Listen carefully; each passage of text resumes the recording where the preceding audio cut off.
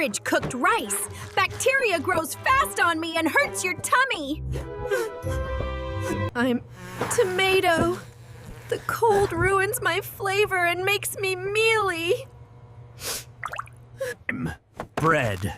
The fridge dries me out and makes me stale instantly. I'm honey.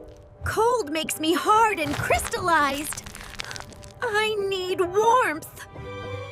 I'm potato. Cold turns my starch to sugar. Keep me somewhere dark. I'm an onion.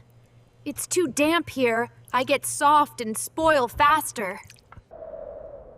I'm ginger. The cold messes with my texture and makes me moldy. Rice here again. Be honest, which of us do YOU trap in the cold? Confess below.